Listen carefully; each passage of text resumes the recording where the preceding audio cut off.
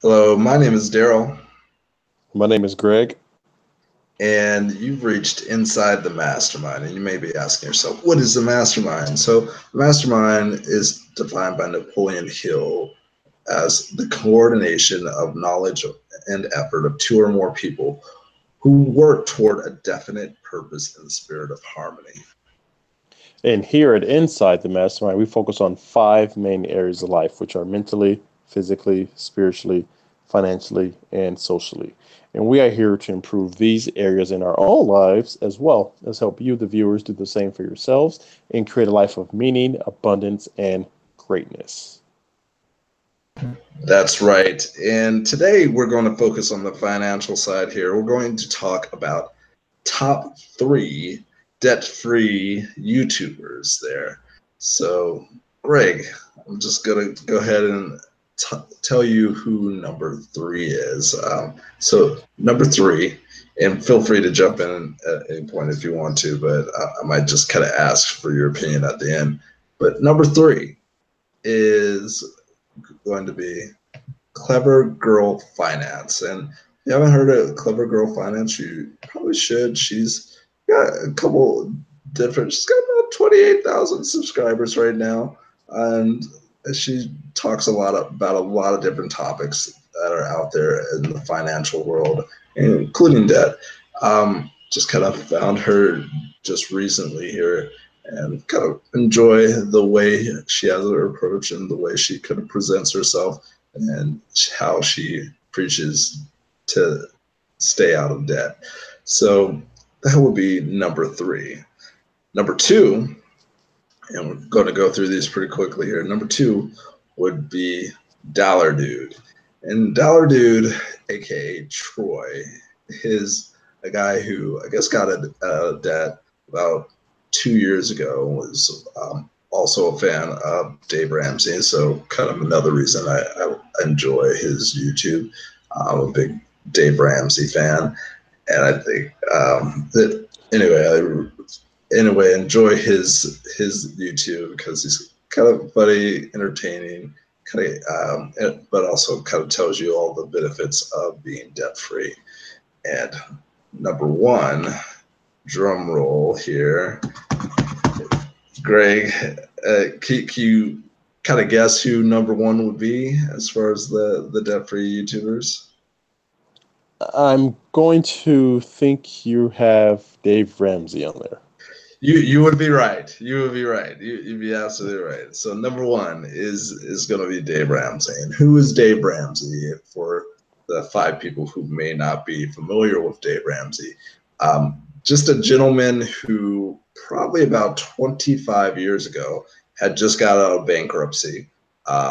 Really had a had a rough go, but decided like, hey, I'm just going to kind of work my way out of this. And despite the fact that he had just been through a bankruptcy, this was during kind of the 80s, 90s crash. There when there was a recession, he was big into real estate, overextended himself, and the banks called in the loans at the time. Well, after that, he decided to go ahead and never play around with debt anymore, and he's kind of commits to that, and I guess he commits everyone in his company. He's a multimillionaire, probably in definitely in the eight-figure range. He's probably actually in the mid nine-figure range, I would say, just based off of estimates there. I'll probably have a figure, but he is completely debt free. He has, I think he has kind of a mini mansion or a pretty big mansion at this point, and he paid for it completely with cash.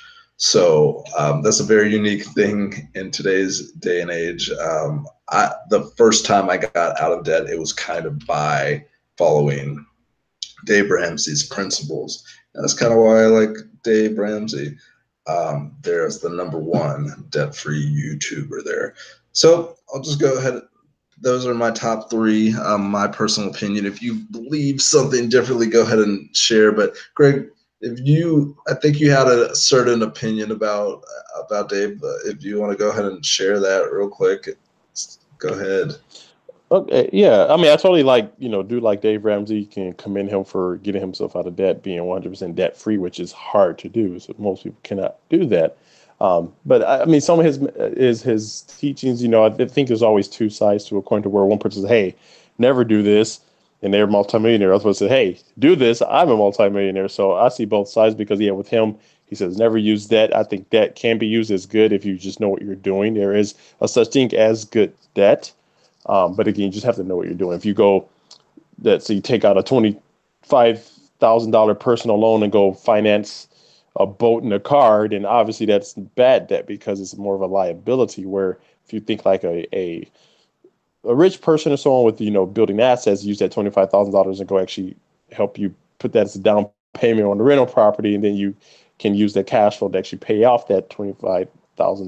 Pay, just use it as like a leverage, like debt service, to build an asset. So then eventually, yeah, you will be debt free, but now you own all these other assets where you could not have owned, or it would have took you a lot longer to own it. But again, you just got to know what you're doing. So that's the only thing I say. I think some things, like, he says that other people have done and they have become multimillionaires themselves, kind of doing the opposite. But yeah, I mean, I do like them. It's just, I do believe in using positive debt to help you build cash flow and assets, but that's just me. Yeah, and obviously talk to your financial advisor, like, before you kind of take either of our words here, there. And I'll just say, as a complete side note, kind of like Dave Ramsey, I've heard on his podcast him say this, that he's friends with Robert Kiyosaki. And if anybody's ever heard of Robert Kiyosaki, I know Greg has. He preaches the exact opposite. Robert Kiyosaki preaches get in debt, but get into good debt as soon as you possibly can.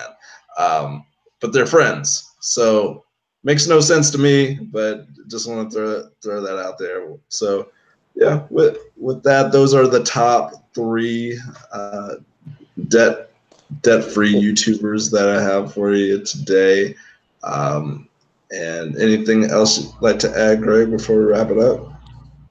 I'll just say, just kind of go off Robert Kiyosaki. Yeah, pretty much what he kind of says or teaches is, but you read the book Rich Dad Poor Dad. I highly recommend you guys read it if you have not read it. But that quote unquote, he had a rich dad and a poor dad. So he said typically the poor would use debt to finance liabilities. The rich uses debt to finance assets that create cash flow. So when you kind of think about that, like, okay, but yeah, it's funny how they're friends and they kind of have opposite philosophies. But hey, they're both rich and they're both have time and money freedom. So absolutely, they both are rich. And yeah, with that, we'll go ahead and end this Inside the Mastermind. Thank you so much for joining us today. And if you don't agree with us, if you think there are better YouTubers out there that talk about debt free in 2018, go ahead and reach out. Comment below and let us know who we should be focusing on next time. So thank you. Bye, guys. Bye.